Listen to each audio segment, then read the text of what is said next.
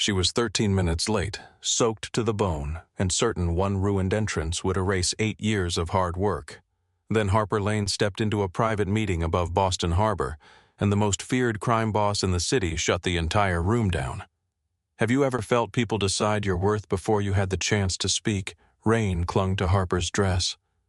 14 powerful men watched her cross the polished floor. At the far end stood Roman DeLuca, silent, dangerous and impossible to read. He did not look at the clock. He looked at her security badge, then ordered every man out. This is more than a mafia romance. It is a story about reputation, hidden threats, and the difference between being protected and being controlled. Stay until the end, because one overlooked sentence will change everything, like the video and comment where you are watching from. 45 minutes before Harper Lane crossed that polished conference room and made Roman DeLuca stop an entire negotiation, Boston was already trying to turn her back. She stood beneath the iron tracks near South Station with one hand pressed to the collar of her coat and the other wrapped around a phone that had delivered nothing but bad news since sunrise. Rain moved sideways between the buildings. It struck the pavement in silver lines, rattled against newspaper boxes, and gathered in dark streams along the curb. Above her, the elevated rails groaned in the wind. A train sat motionless several blocks away, its windows glowing through the gray morning like a row of trapped lights. Harper checked the transit alert again. Electrical failure near downtown crossing. All service through the central corridor suspended. No estimated restoration time. She looked at the clock in the corner of the screen. 8:18. The meeting began at 9. Her car was sitting inside a repair garage in Somerville with a failed starter. The mechanic had promised to examine it by the end of the week, which was a polite way of saying he had no idea when she would get it back. Her first rideshare driver had accepted the request, waited 9 minutes, then canceled. The second driver appeared on the map less than 3 blocks away. Harper watched the small car icon move south. Her destination was north. She called him. A man answered over loud music. "I am standing at the pickup point." "I am coming." "You are moving away from me. Traffic sent me around. The destination is in the opposite direction. I know Boston." Harper watched his car pass another intersection. "Then Boston has changed since yesterday." The driver said something she could not hear. She ended the call and canceled the ride. A fee appeared immediately. For one sharp second, Harper wanted to throw the phone into the street. Instead, she closed her eyes. She breathed in through her nose, held it, released it slowly. The habit had begun during her first year as a professional interpreter. When a room became chaotic, the interpreter could not become part of that chaos. She had to build a quiet place inside her own mind, a space narrow enough for meaning to pass through without carrying fear with it. Listen, understand, hold, return. Harper opened her eyes. The meeting began in 42 minutes. She called Beacon International Language Services. The line rang 5 times. A woman finally answered. "Beacon International. This is Natalie. It is Harper." A pause followed. Not a normal pause. A careful one. "You are calling about the DeLuca assignment. I am calling because the commuter rail has stopped. My driver vanished into South Boston, and the weather appears personally offended by me." Natalie did not laugh. Harper straightened slightly beneath the tracks. "Natalie, this client does not tolerate delays. Most clients do not. This one is different." Rain blew beneath the steel structure and struck Harper's cheek. "How different?" Another pause. Harper heard the faint sound of typing, then a door closing somewhere on Natalie's side of the call. "Just get there." The line went dead. Harper lowered the phone slowly. Natalie had not asked whether Harper needed assistance. She had not repeated the address. She had not reminded her about the confidentiality form. She had not said good luck. She had ended the call like someone afraid the wrong person might overhear the next sentence. Harper opened the assignment email. The message had arrived at 4:20 the previous afternoon. No full company name appeared in the subject line. The body contained only the essentials: simultaneous English and Spanish interpretation, confidential commercial negotiation, maritime distribution agreement, Harbor Point Tower, 47th floor, 9 in the morning sharp. No electronic devices permitted inside the conference room. The payment was almost twice her usual executive rate. When Harper had asked why the assignment came with less than a day of notice, Natalie had said the firm needed additional coverage. Overflow work. That was the phrase. Harper scrolled down to the attachments. Most of the documents were so heavily redacted that whole paragraphs appeared as black rectangles.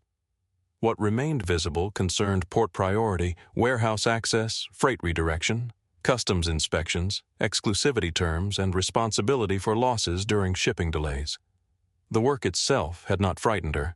Harper had interpreted pharmaceutical acquisitions where one mistranslated condition could cost millions.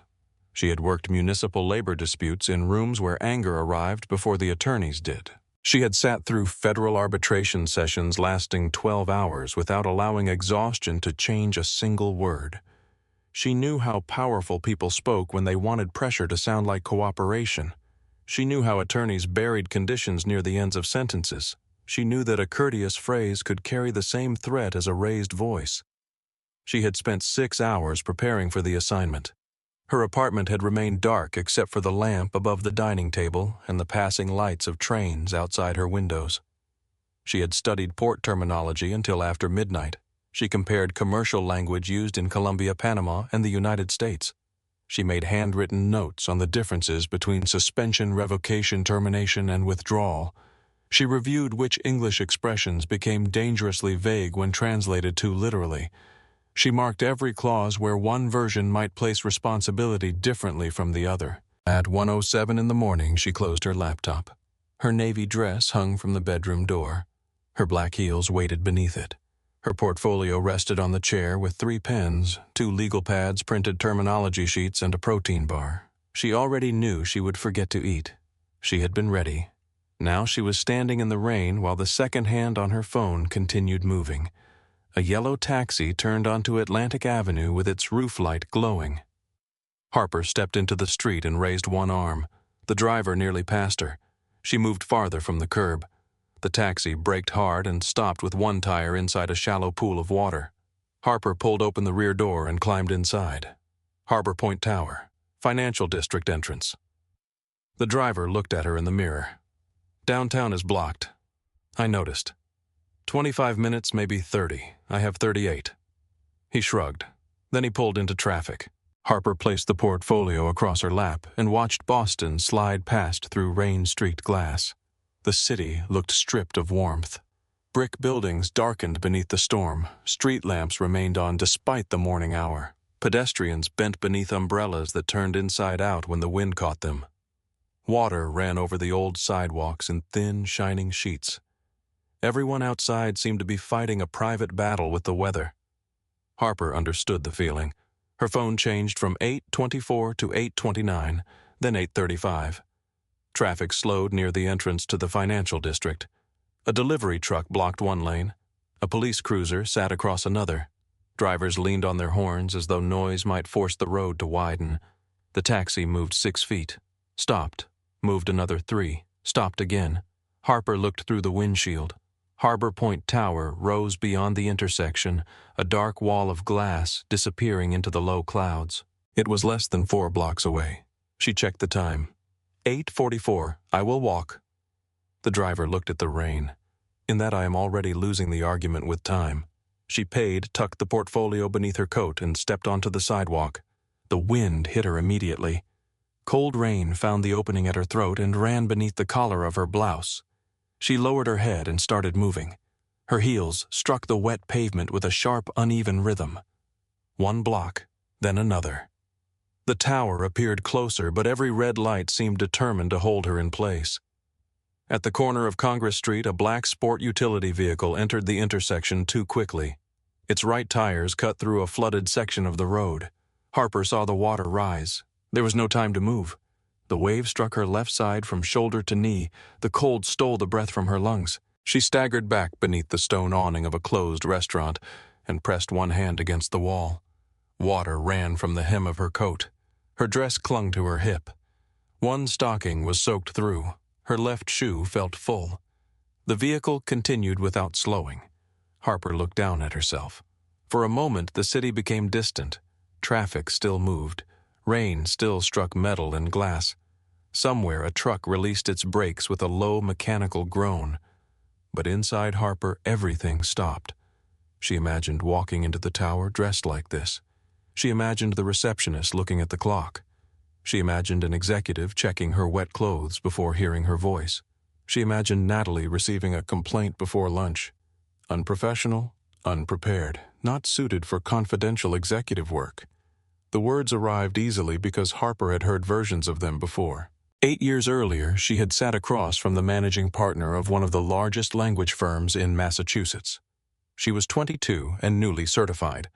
Her suit was charcoal gray and slightly too large in the shoulders because it was the best one she could afford. Her portfolio contained letters from 3 professors, exam results near the top of her class, and recommendations from 2 legal clinics where she had worked without pay. The partner praised her fluency. He praised her memory. He said her technical accuracy was exceptional for someone so young. Then he folded his hands and gave her a sympathetic smile. "We need someone with more authority in the room." Harper had understood immediately. Older, male, broader shoulders, a deeper voice. Someone powerful men would recognize as important before he demonstrated anything. She thanked him for his time. She walked 3 blocks to the train. She did not cry until the doors closed. That night she opened a new notebook and wrote 1 sentence across the first page.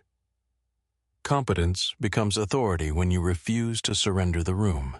For 8 years she had treated every assignment like evidence. She arrived early. She researched beyond what clients provided. She never repeated confidential conversations. She never guessed when precision was possible. When she did not know a term, she stopped and asked.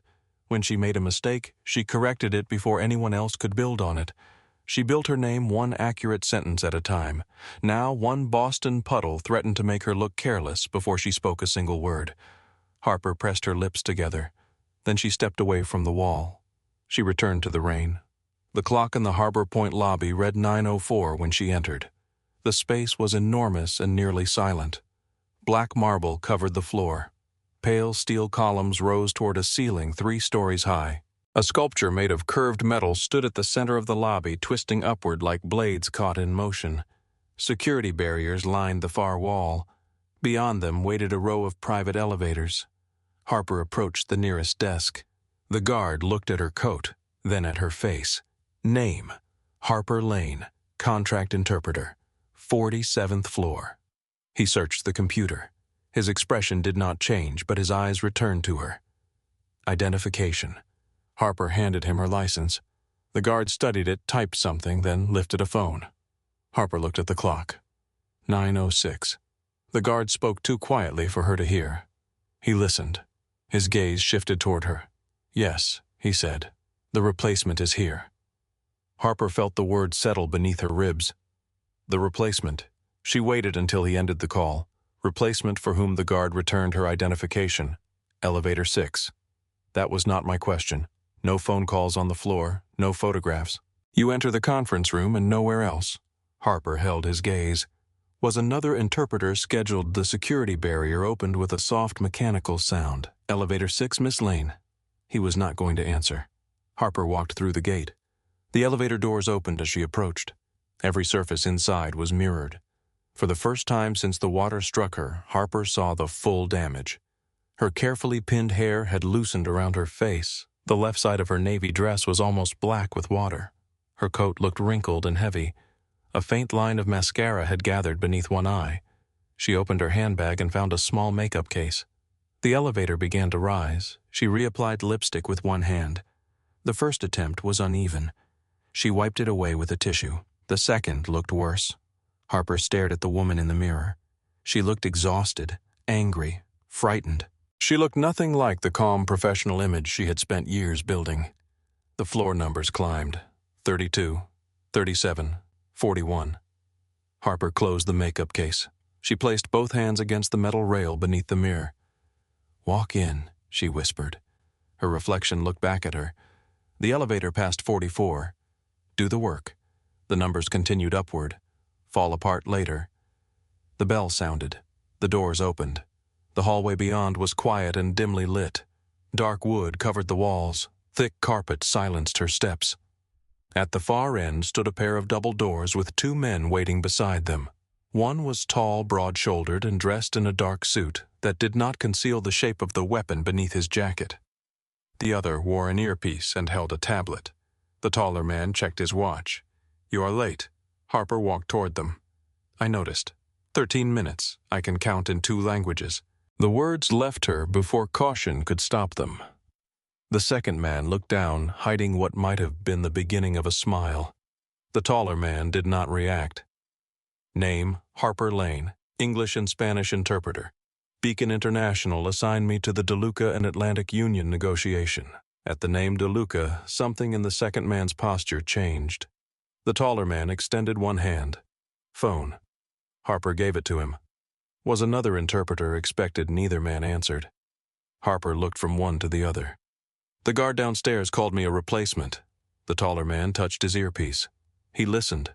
His eyes sharpened. Then he looked at Harper's security badge. "Who issued this security downstairs?" "What time did Beacon send your authorization? I do not know. I accepted the assignment yesterday afternoon." The men exchanged a glance. It lasted less than a second. Harper still saw it. The taller man stepped toward the conference room doors. "Do not touch any document until you are instructed. Do not leave your station. If someone asks you a question unrelated to interpretation, you do not answer." Harper's pulse quickened. What kind of commercial negotiation requires instructions like that? The man placed his hand on the door. "The kind you are already late for." He opened it. 14 men turned toward her. The room seemed to narrow around their attention. Harper felt every wet strand of hair against her cheek. She felt the cold fabric clinging to her side. She felt the weight of 13 lost minutes in the pause before anyone spoke. At the far end of the room, a man stood beside the windows overlooking Boston Harbor. He did not look at the clock. He did not look at her ruined dress. His gaze moved first to her face, then to the security badge clipped to her coat. The stillness around him changed. Harper knew before anyone said his name that the room belonged to him. Roman DeLuca looked at her once. Then every conversation in the room stopped. He stood beside the windows with one hand resting against the back of a leather chair. Boston Harbor stretched behind him, gray and restless beneath the storm. Cargo ships moved through the distance like dark shadows. Rain struck the glass in thin slanting lines. Roman did not appear surprised. He appeared alert. That was worse. His gaze moved from Harper's face to the security badge clipped to her coat. Then it settled on the 2 men behind her. "Who authorized that badge?" The taller security officer answered. "Lobby security received confirmation from Beacon International at 6:40 this morning." Roman's expression did not change. "From whom the request came through their compliance office." A silver-haired man seated near the middle of the table leaned back. "Roman, we have representatives who crossed 2 countries to be here. Perhaps we can discuss the interpreter's paperwork after the opening session." Roman looked at him. The man stopped speaking. Harper recognized him from the briefing materials. Grant Mercer, lead negotiator for Atlantic Union Shipping. His photographs showed a man with a warm smile and an expensive reputation. In person, the smile looked practiced rather than kind.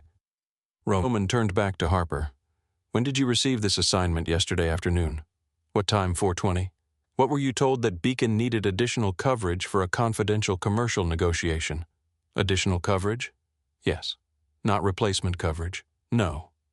Roman looked toward a dark-haired attorney seated near the head of the table. "Ethan." The attorney closed the folder in front of him. The original interpreter canceled at 6:15 this morning. Harper felt the cold beneath her wet dress more sharply. "I was not told there was another interpreter." Roman studied her face. She had spent years learning to keep other people's emotions from entering her voice. Now she used the same discipline to keep her own fear from showing. Grant placed his pen on the table. "Whatever confusion occurred at the language firm can be resolved later. Miss Lane is here. We should proceed."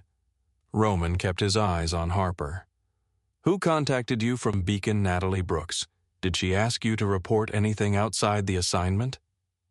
Harper's expression hardened. "No." "Did she ask you to retain copies of documents?" "No." "Did she ask about security procedures?" No. Roman waited. Harper understood the question behind the questions. "You think someone placed me here?" I think someone removed the woman who was supposed to sit at that station, and you think I knew. I have not decided what I think." Grant sighed softly. "Roman." Roman raised one hand. The room went still again. "Lock the contracts." Ethan closed the document before him. Two other attorneys did the same. Metal clasps clicked along the table. Roman spoke without lifting his voice. "Everyone out." For a second, no one moved. Grant gave a quiet laugh. "You are clearing a multi-million-dollar negotiation because an interpreter arrived late and wet Roman finally looked at him. I am clearing the room because the interpreter I approved never canceled voluntarily." The warmth disappeared from Grant's smile. One of the Colombian representatives looked toward his attorney. Chairs began moving back. Laptops closed. Papers disappeared into leather folders. Grant remained seated. Roman said his name once. Grant. The single word carried more weight than any threat Harper had heard shouted. Grant stood. As he passed her station, his eyes moved over her soaked coat and disordered hair. "An unusual entrance, Miss Lane." Harper met his gaze. "I have survived worse rooms." Something cold flickered behind his pleasant expression. Then he walked out. The doors closed. Roman remained near the windows. Ethan and the two security men stayed inside. Roman looked at them. Outside. Ethan's jaw tightened. "We should not leave you alone with an unverified contractor." Roman did not look away from Harper. "I did not ask for advice." Ethan gathered his folder. The security officers followed him into the hallway. The door closed with a soft, mechanical click. Harper was alone with Roman DeLuca. He crossed the room slowly. Up close he looked younger than the stories made him sound. Late 30s, perhaps. His suit was black and perfectly fitted. His white shirt sleeves were buttoned at the wrist. A faint scar crossed one knuckle of his right hand. Nothing about him looked careless. He stopped across from her, leaving enough distance that she did not feel physically cornered. "You are shaking." Harper glanced down. Her fingers trembled once against the edge of her portfolio. She pressed them flat. "I am cold. You are afraid. That too. Yet you stayed when I cleared the room. You told everyone at the table to leave. You were in the room. I was beside the table." A faint movement touched the corner of his mouth. "That is a careful distinction. It is the accurate one." Roman looked down at her notes. Harper had arranged her pages in 2 columns. English terminology filled the left side. Spanish equivalents filled the right. Legal distinctions were underlined. Ambiguous phrases were circled in red. "You prepared all of this last night." "Yes." "How long?" 6 hours. "For an assignment you knew almost nothing about." "I knew enough to prepare for the work." "You did not prepare for this room." "No." Roman lifted his eyes. "Do you know who I am?" Harper hesitated. "I know the name." That was not the question. She held his gaze. "I know DeLuca Maritime controls freight terminals, warehouse contracts, and private distribution routes along most of the Massachusetts coast. That is the public answer. It is the answer supported by records. In the private answer, Harper thought of conversations overheard in courthouse corridors. Men lowering their voices. Clients ending stories before names were spoken. A former interpreter who had once refused a DeLuca assignment without explanation. The private answer changes depending on who is afraid. Roman watched her carefully. "You can leave." Harper said nothing. "You will be paid for the full day. A car will take you wherever you want to go. Are you dismissing me? I am offering you a choice. Based on what? The possibility that someone expected you to enter this room for reasons you do not understand." Harper looked toward the locked document cases. She thought of Natalie's careful silence. The guard downstairs calling her a replacement. The security badge issued hours before she arrived. Then she thought of the senior partner who had decided she lacked authority before hearing her translate a single sentence. "I prepared for this negotiation." That does not answer me. Yes, it does. Roman's eyes narrowed. Harper removed her wet coat and folded it across the back of the chair. "I am staying. You understand there may be danger here. I understand that someone may have expected an emergency replacement to be frightened, rushed, and easy to control." Roman remained silent. Harper opened her notebook. "Beacon sent me instead." For the first time, something close to approval appeared in his expression. "You are confident?" "No." "You sound confident." That is part of the job. Roman looked at the headset waiting beside her station. If you make one mistake that affects the meaning of this agreement, I end the session. That is reasonable. If you conceal uncertainty, I end your involvement. I do not guess. If anyone speaks to you privately, you tell me. Harper looked up. No. The word entered the room cleanly. Roman's face became still. No. I will report any attempt to influence my work. I will not report every private conversation simply because you prefer complete information. You are setting conditions in my conference room. I am defining professional boundaries at my station. A long silence followed. Rain struck the windows behind him. Roman studied her with an attention that felt almost physical. Then he nodded once. Fair. Harper had not expected the word. Roman walked toward the control beside his chair. You have 40 seconds. For what to become ready? Harper sat. She adjusted the headset, opened the contract to the first marked section, uncapped her pen, and placed both feet firmly on the floor. Her dress was still wet. Her hair was still coming loose. None of that could enter her voice. Roman stopped before opening the doors. Miss Lane. Yes, do not mistake the absence of visible danger for safety. Harper placed her fingers against the first page. Do not mistake wet clothes for incompetence. Roman held her gaze. Then he opened the doors. The men returned in quiet groups. Grant entered last. His eyes moved from Roman to Harper, measuring the distance between them as though something important might be hidden there. He resumed his seat. Ethan unlocked the contracts and placed a fresh copy in front of Roman. The security officers closed the doors. Roman sat at the head of the table. Start from the beginning. Grant opened the session in English. Our position remains consistent. DeLuca Maritime will receive guaranteed access to the Southern Freight Network provided the exclusivity period remains limited to the initial term. Harper listened.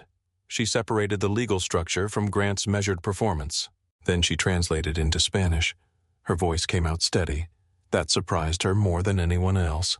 Across the table, a representative from Cartagena responded immediately. The proposed limitation makes the guarantee commercially meaningless. Harper carried the sentence back into English. No hesitation, no apology. The room moved forward. For the first several minutes, she focused on the process. Listen, understand, hold, return. Words entered through one side of her mind, passed through the quiet chamber she had built through years of practice, and emerged in another language before the next sentence arrived. There was no space inside that chamber for embarrassment. No space for Roman DeLuca. No space for the fact that every man in the room had watched her enter looking defeated. There was only meaning. Grant spoke in polished structures designed to sound flexible. Ethan answered with precise legal objections. The Colombian representatives interrupted whenever they sensed the conversation moving beyond their control. Harper matched each voice without imitating it. Formal Spanish for the executives, clean legal English for the attorneys, neutral tone whenever Grant attempted to soften pressure through courtesy. Within 15 minutes, the room stopped noticing she was wet. Within 20, it stopped noticing she had been late. Within 30, the attorneys began waiting for her before continuing. That was how Harper knew she had claimed her part of the table, not because anyone praised her, because no one questioned the space between a sentence and her translation. Roman spoke rarely. When he did, the room changed. At first, Harper assumed his silence was a familiar negotiating strategy. Powerful men often allowed attorneys to fill the room before entering with a final position. Roman's silence was different. He was not waiting for permission to speak. He was deciding whether the conversation deserved to continue. Grant proposed shifting responsibility for customs delays to DeLuca Maritime. Ethan objected. An attorney from Atlantic Union added 3 conditions. The discussion circled for nearly 4 minutes. Roman placed 2 fingers against the document. The liability remains with the operator. Harper translated. The Spanish sentence felt heavier than its length. The Colombian representative began to respond. Roman looked at him. The man stopped. Harper understood immediately. Roman did not use extra words to make others feel involved in decisions he considered finished. She adjusted. When he paused, she preserved the pause. When he emphasized a single term, she gave the Spanish equivalent the same force. When he allowed silence to follow a statement, she did not rush to rescue the room from discomfort. At 10:02, Roman said, "The northern access window remains untouched." Harper translated. She felt his eyes on her before she looked up. Not suspicion, recognition. She had carried more than his vocabulary. She had carried his intention. The moment passed without expression. Grant resumed speaking. The documents concerned a regional distribution agreement between DeLuca Maritime and Atlantic Union Shipping. DeLuca would provide warehouse space rail access and inland transportation. Atlantic Union would provide port priority and guaranteed cargo capacity along routes connecting Boston, Miami, and Cartagena. The arrangement appeared straightforward. Every clause concealed a battle. Who absorbed losses during customs delays? Who controlled emergency routing? Who could suspend service? Which party carried the cost of damaged cargo? Which language version governed if the documents conflicted? Grant turned to the section concerning exclusivity. We are prepared to accept a shorter exclusivity period provided. Port access remains commercially reasonable throughout the term. Harper listened. Her eyes moved to the Spanish draft. The phrase was not equivalent. The English version required access to remain commercially reasonable. The Spanish version allowed access to be adjusted according to prevailing market feasibility. The difference looked small. It was not. The English wording created a standard of conduct. The Spanish wording created a condition Atlantic Union could redefine whenever the market changed.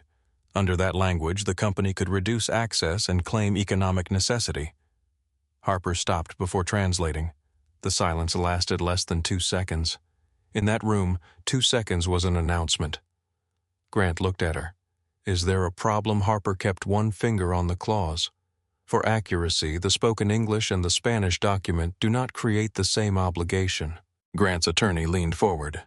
In what respect, the English version requires commercially reasonable access. The Spanish version makes access dependent on prevailing market feasibility. Grant folded his hands. That appears to be a stylistic distinction. Harper met his eyes. One version describes how a party must behave. The other allows performance to depend on a condition the same party may later redefine. The room became very quiet. Grant's smile remained in place. Are you offering a legal opinion, Miss Lane? No. I am identifying a linguistic difference before I translate two obligations as though they are identical. Ethan reached for the Spanish draft. He read the clause, then the English version. His expression tightened. She is correct. One of the Colombian attorneys began speaking rapidly, insisting the wording had been prepared by outside counsel and carried no strategic intent. Harper translated every word. Roman did not look at the attorney. He looked at Grant. Correct the draft. Grant's smile lost its warmth. The distinction may be narrower than Miss Lane suggests. Roman's eyes remained still. Ethan, it is material. Grant held the silence for a moment. A man protecting his pride might have argued. Grant protected leverage instead. He nodded toward his attorney. The clause was marked for revision. The meeting continued. Harper lowered her eyes to her notes. She could feel Grant watching her. She had changed in his mind. When she entered, she had been a soaked contractor who arrived 13 minutes late. Now she was the woman who had found the language his team hoped no one would question. Grant Mercer did not look at her again for the next 20 minutes. That concerned Harper more than another smile would have. Men like Grant rarely stopped watching because they had lost interest. They stopped because they had learned enough. The negotiation continued through customs delays, cargo insurance, and emergency access to the southern freight corridor. Harper kept her attention on the voices moving around the table, but she felt the atmosphere change each time Grant spoke. His courtesy became more deliberate. His sentences became cleaner. He no longer allowed uncertain language to pass through the room without examining her reaction.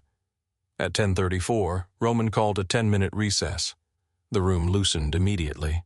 Attorneys reached for their phones. Assistants opened laptops.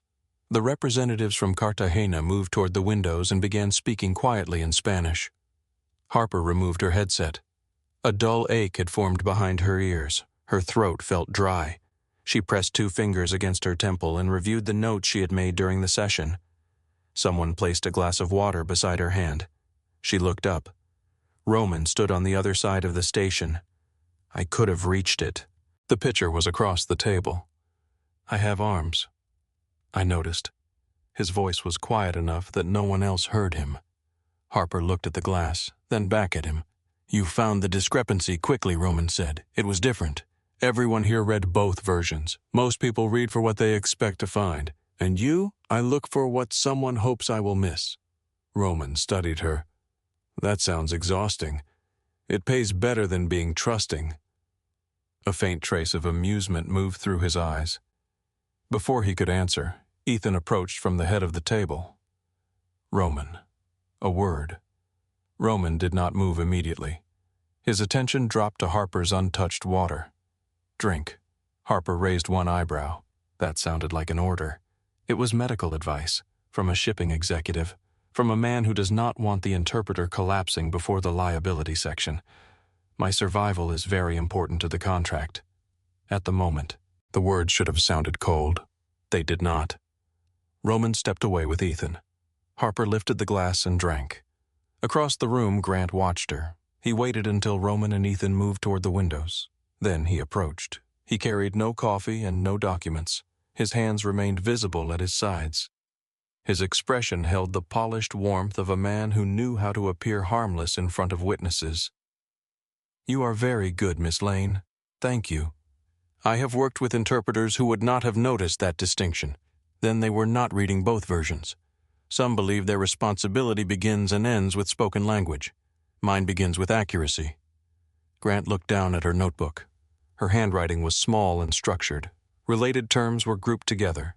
Arrows connected repeated concepts across pages. Question marks marked phrases that required clarification. How long have you worked with Mr. DeLuca? I do not. Grant's eyes lifted. You had never met him before this morning, no? But Beacon assigned you directly to DeLuca Maritime.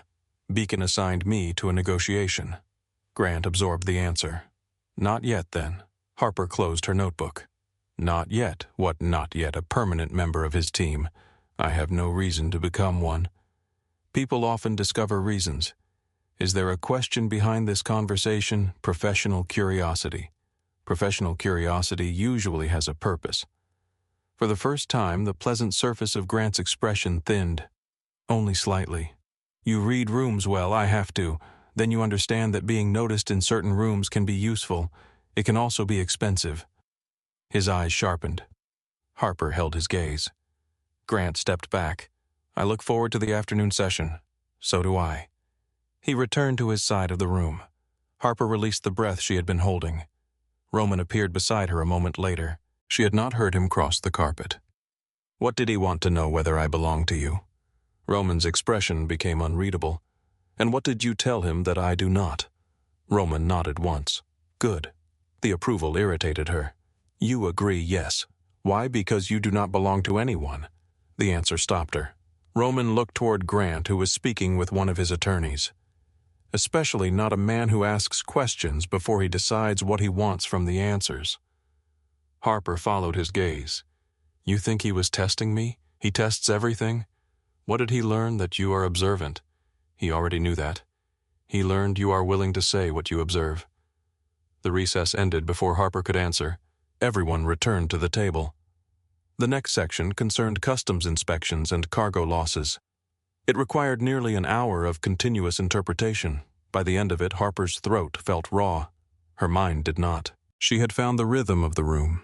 Ethan spoke in complete legal structures. Grant's attorney buried conditions near the ends of sentences. The representatives from Cartagena interrupted most often when they felt cornered. Grant used courtesy when preparing to demand something. Roman became quieter when he was angry. At 11:47, Grant proposed shifting responsibility for port inspections to DeLuca Maritime. Roman allowed him to speak for almost 3 minutes. Then he said one word. No. Harper translated it. Grant smiled. Perhaps you would consider a proportional allocation. No. Based on operational control. No. The third translation left Harper's mouth with the same calm weight as the first. One of the Colombian executives glanced between her and Roman. There was no intimacy between them. Not yet. But Harper knew the exact shape of Roman's refusal. He trusted her not to soften it. At noon, Roman closed the document. We continue at 2. The opposing team gathered their materials. The room emptied in stages. Harper removed her headset and rubbed the back of her neck. Her coat still hung over the chair, damp and useless. She opened her bag and found the protein bar she had packed the night before. "Lunch is being brought up." Roman's voice came from the head of the table. Harper looked over. He had remained behind. Ethan had left with the others. Jack stood near the door, speaking quietly into his earpiece. Harper held up the protein bar. "I came prepared. That is not lunch. It contains almonds." Roman walked toward her. "The food will be here in 5 minutes." Harper waited. He seemed to recognize the problem. "You can stay." She studied him. Was that a request it was intended to be? "It needs work." Roman stopped beside the chair across from her. "Would you stay?" That was better. "Is that a yes?" Harper placed the protein bar back inside her bag. "Yes." That made the sentence more disturbing. Harper dipped the bread into her soup, and the people who do not understand the consequences, they learn. She should have felt the need to create distance. Instead, she found herself studying him, the stillness in his shoulders, the restraint in every movement, the way his hands remained relaxed even when his words carried threat.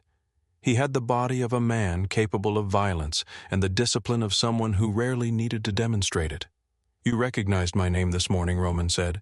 "Yes," and stayed. I had already survived public transportation, 2 canceled rides, and a driver with a personal commitment to flood damage. Roman looked at her. For 1 second, nothing happened. Then he smiled. It changed his face more than Harper expected. The severity remained, but it no longer seemed carved into him. "What did you hear about me, that people lower their voices when they say your name?" "Anything else that DeLuca Maritime is legitimate. It is, on paper." The smile disappeared. "Not from offense." And off paper, Harper lifted her water. "I was hired to translate words, not rumors. You hear more than words. That does not mean I repeat everything I hear. Why not discretion as part of competence? Some people call it loyalty. I reserve loyalty for people. Discretion belongs to the work." Roman considered that. "You make careful distinctions. I translate for a living. That is your answer for everything. It is a useful profession." He looked at her for a long moment. "Why did you remain when I cleared the room? You told everyone at the table to leave. You were in the room. I was beside the table. That distinction again, it is still accurate. And if I had meant everyone in the room, you would have said everyone in the room." Roman's eyes narrowed slightly. "Most people would not test that difference." "I was not testing you. What were you doing my job? You believed your job required you to remain alone with a man whose name you had heard spoken quietly. My job required me not to abandon my station until I was dismissed. That sounds like pride." "It is." The honesty seemed to please him. Pride creates problems. So does the lack of it. Rain struck the glass. Far below them, traffic moved beside the harbor. Roman lifted his coffee. "What else does the job require? Accuracy, neutrality, memory, restraint. An interpreter hears things that are not meant for her personally, anger, threats, confessions, sometimes insults, and you do nothing. I translate them. That is doing something, not for myself." Roman's gaze sharpened. "Does that become difficult?" "Yes, when someone assumes neutrality means I have no judgment." Roman set down his cup. "What is your judgment of me?" The question entered the space between them without warning. Harper did not answer immediately. She looked at his hands. One rested beside the coffee cup. The other lay flat against the table. No rings. A faint scar crossed one knuckle. "You are used to controlling outcomes. That is observation. You do not waste words. Also, observation. You frighten people on purpose." His eyes remained on hers. "Sometimes. You do not enjoy being misunderstood, but you allow it when fear is useful." A quieter stillness entered his face. "And what does that make me? I have known you for 3 hours. You understood Grant in less than 1. Grant wants something from me, so do I." The directness tightened something beneath Harper's ribs. "What I have not decided." The answer should have sounded calculated. Instead, it sounded honest. Harper looked toward the harbor. Roman broke the silence. "What is your judgment of yourself?" "That is not a normal lunch question. I do not have many normal lunches. I find that easy to believe." He waited. Harper folded her napkin once. "I think I'm good at what I do. You think I know. Then why did you walk into this room looking as though you expected to be thrown out?" The question reached the place she had kept hidden since entering the tower. Harper could have dismissed it. She could have said being late was unprofessional and left the answer there. Instead, she looked down at the water stain on her dress. Because competence does not protect you before people see it. Roman said nothing. You can spend years building a reputation and still lose the room in the first 10 seconds. The wrong clothes, the wrong age, the wrong accent, the wrong entrance. You believed the room had already decided. Yes, and you walked in anyway. What else was I supposed to do? Most people leave before rejection becomes official. The words carried an old familiarity.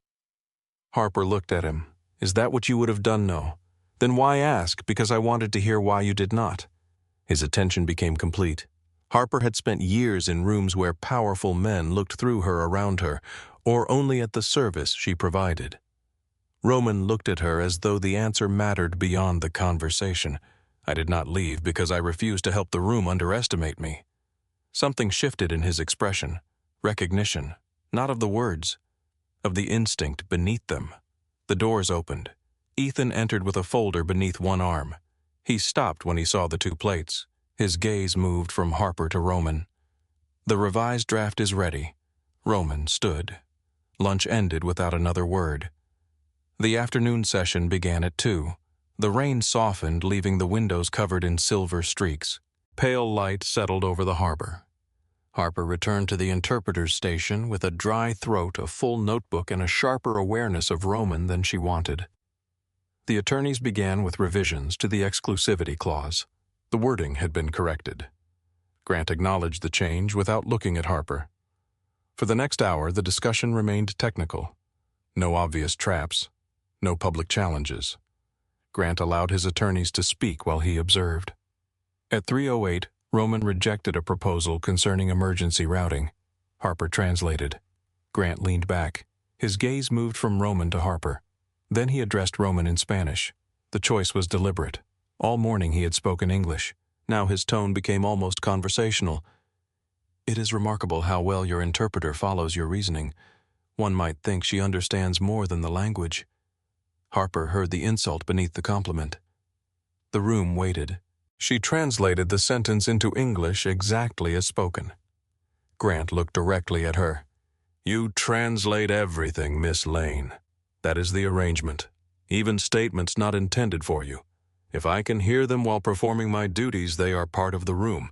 A silence formed, not Roman silence. This one felt like breath held before impact. Roman closed the document in front of him. Grant. His voice carried no anger. That made Grant straighten.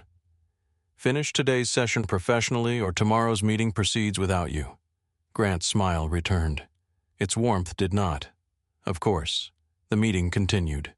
No one mentioned the exchange again. At 4:30, Roman ended the session. The opposing team gathered their documents and left with controlled efficiency. Grant was the last to reach the door. He paused beside Harper's station. An impressive first day. Harper capped her pen. I prefer accurate. I'm sure you do. He left. The doors closed. Jack crossed the room and approached Roman near the windows. He spoke quietly, but Harper caught her own name. Roman's face became completely still. When 22 minutes after she corrected the exclusivity clause, who requested it? Someone from Mercer's office. Harper remained beside the station. She did not pretend she had heard nothing. Roman looked across the room at her. Jack followed his gaze. What did they request? Harper asked. Jack waited for Roman. Roman answered. Your employment history, your clients, your professional references. The cold that moved through Harper had nothing to do with her wet dress. Grant had stopped testing the room. He had started building something. Roman turned back to Jack. Find out what he intends to do with it. Jack nodded and left. Harper closed her portfolio. Is that normal for Grant? For anyone in a negotiation to investigate the interpreter? No. The answer arrived without hesitation. What can he do with it? That depends on what he finds. He will find that I work. That may be enough. Harper folded her arms. To do what, Roman walked toward the table and lifted one of the revised contracts. To decide which part of your life will respond most quickly to pressure. The calmness of the statement made it worse. Harper had expected a warning about locked doors or unknown cars. Roman described the process like a business calculation. A client list, a supervisor, a delayed invoice, a quiet question placed in the correct office. Not every form of damage required a weapon. What does he think I know? He may not care what you know. Then why investigate me? Because he noticed you. The words entered the room and remained there. Roman continued. He saw me stop the meeting. He saw me speak to you privately. He saw you correct his language. I corrected the contract. And he saw that I allowed it. You allowed accuracy. In his mind, I gave you authority in the room. I earned authority in the room, I know.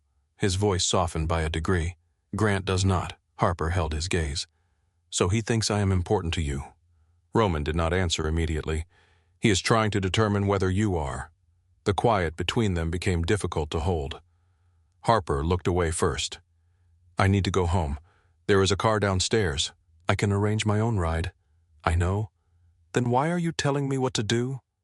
I am not. Roman stepped closer, though he left enough distance for her to move around him. There is a car at the south entrance. You can use it or ignore it. No one will enter your building. No one will ask where you go after that. There are no conditions. Harper searched his face. Power had shaped every part of him. The way he spoke, the way he stood, the certainty that people responded when he made a decision. Yet he was forcing himself to leave the choice with her. The effort was visible only because Harper had spent the day learning the shape of his restraint. You make an effort to sound less controlling, I make an effort not to be controlling. Is there a difference for me? There has to be. The answer silenced her. Roman looked at her damp coat. At least let the car take you somewhere warm. Harper picked up the coat. I will decide in the elevator. That is all I asked. She slid one arm into the cold sleeve. At the door, she stopped. Roman. He looked at her. If Grant is trying to use me against you, what happens when he realizes it will not work? Roman's expression did not change. He may try to use me against you. The elevator ride down felt longer than the ascent. Harper stood alone inside the mirrored car, holding her portfolio against her side.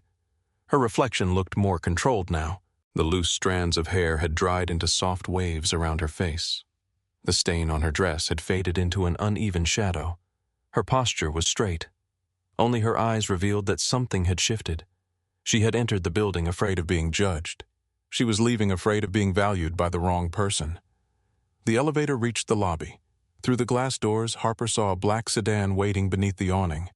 The driver stood beside the rear door. He did not wave. He did not approach. He waited. Harper could still order a taxi. She could walk to the station. She could refuse Roman's help and preserve the illusion that none of this had entered her life. Her phone vibrated. An email notification appeared from Beacon International. The subject line read, Assignment Confirmation.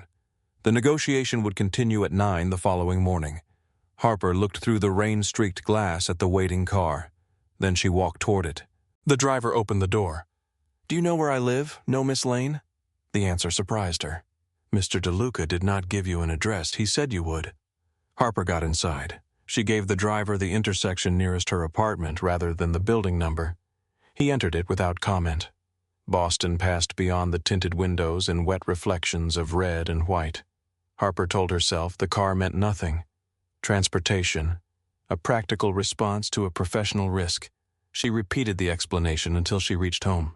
Her apartment occupied the 7th floor of a narrow building in East Cambridge. It was small, quiet, and exactly as expensive as she could manage without debt. The living room contained a gray sofa, 2 bookshelves, a narrow dining table that served as her desk, and tall windows overlooking the railway. Harper locked the door behind her. The silence pressed against her ears after hours of voices. She removed the wet dress. She took a hot shower. She made tea and forgot to drink it. At the dining table, she opened her notebook and replayed the negotiation sentence by sentence. She checked every translation against the contract. She searched for moments where fear or irritation might have entered her tone. She found none. The work was clean. The correction had been necessary. Grant's interest was not a response to failure. It was a response to competence. That should have comforted her. It did not. At 10:46, she opened Beacon's website and reviewed her public profile. Her specialties included corporate law logistics, pharmaceutical acquisitions, and arbitration. Client names were protected, but enough details remained for a determined person to identify some of them. At 11:18, she searched Grant Mercer. The results were polished: conference photographs, professional awards, articles about conflict resolution, a profile describing him as one of the most respected commercial negotiators on the East Coast. There was nothing about threats, nothing about reputations used as weapons. Men like Grant did not create damage that appeared in search results. They created uncertainty, a concern raised without accusation, a question placed inside the correct office, a client who suddenly selected another interpreter. At midnight, Harper closed the laptop. She lay in bed and stared at the ceiling. A train passed outside, filling the room with a low metallic tremor. She thought about Grant. Then she thought about Roman. That was worse. She remembered the way he moved the water closer during the meeting, the way he said she belonged to no one, the effort in his voice when he explained that the car came without conditions. She also remembered the silence surrounding his name, a legitimate company built on a waterfront where legitimacy had always been negotiable, a man whose security chief carried a weapon beneath his jacket, a man who could empty a room with one word. Being disliked by a powerful man was dangerous. Being noticed by one was not safer. At 2:17 in the morning, Harper's phone lit up on the nightstand. She reached for it. A new email had arrived from Natalie Brooks. Please call before tomorrow's session. A concern has been raised regarding client neutrality. Harper read the sentence twice. Her body became completely still. There it was. No accusation, no evidence, only a concern. The kind of word that could enter a professional file without becoming specific enough to defend against. She called Natalie immediately. The call went to voicemail. Harper did not leave a message. She sat on the edge of the bed with the phone in her hand. Grant had not wasted time. By 8:24 the next morning, Boston looked scrubbed clean and merciless. The rain had stopped before dawn. The streets shone beneath a pale sky. Wind moved between the towers with enough force to make pedestrians lean forward as they walked. Harper stood outside a coffee shop across from Harbor Point Tower. She wore a burgundy suit, a cream blouse, and low black heels. Her hair was pinned neatly. Her makeup was minimal. Her portfolio contained printed copies of every message related to the assignment. She called Natalie. This time the coordinator answered. Harper. What concern? Natalie exhaled. I was going to explain. Explain now. Someone representing one of the parties contacted our compliance office last night. Which party? They did not identify the individual. They identified me. Yes. What did they say? That your relationship with a principal in the negotiation may compromise neutrality. Harper stared through the coffee shop window at the black glass tower across the street. I met Roman DeLuca yesterday morning. I believe you. Then close the complaint. It is not that simple. Why? Because belief and liability are different. The phrase struck Harper with the polished emptiness of corporate language. What evidence did they provide? None. What relationship did they claim exists? They did not make a direct claim. Then there is no complaint. There is a concern. Harper closed her eyes. The distinction was deliberate. A complaint required facts. A concern required only fear. What happens to my assignments? You will finish the DeLuca negotiation. And after that, there may be a review before we assign you to future executive work. The coffee shop seemed to recede around her. 8 years, hundreds of hours of preparation, flights taken without sleep, contracts interpreted after midnight, clients who trusted her with negotiations capable of moving companies and careers. All of it had become subject to review because Grant Mercer placed one careful question in the correct office. When was the concern submitted? Yesterday at 5:12, less than an hour after the meeting ended. Send me the record. I cannot disclose the source. I asked for the record of the allegation against me. There is no formal allegation. Then why is my work under review? Natalie said nothing. Harper's voice became quieter. Send me everything you are permitted to send.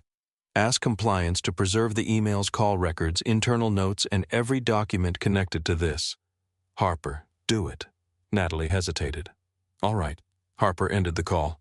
Her coffee sat untouched on the counter. She threw it away. At 8:48, she entered Harbor Point Tower. The same guard sat behind the security desk. He checked her identification, then looked at the time. Early today. Harper met his eyes. I can count in 2 languages. The guard almost smiled. The elevator carried her to the 47th floor. When the doors opened, Jack Sullivan was waiting. His gaze moved over her face. You received something. It was not a question.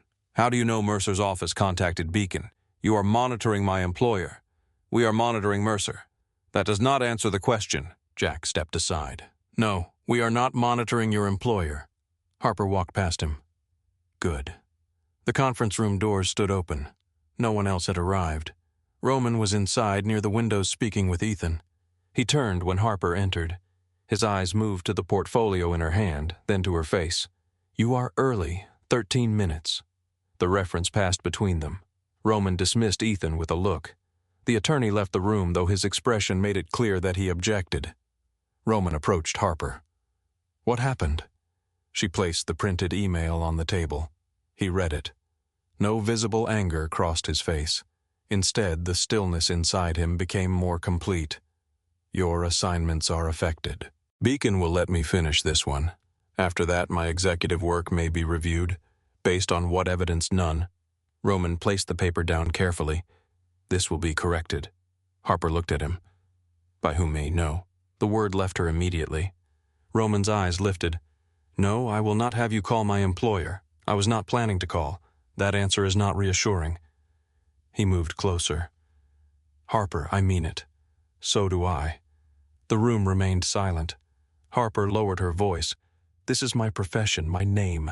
I decide how I defend it, and while you decide Mercer continues, then give me information, do not take control. Roman studied her. The request was unfamiliar to him. Not permission to protect her. A boundary around how he could help. What information, who contacted Beacon, what they said, whether there is a written record.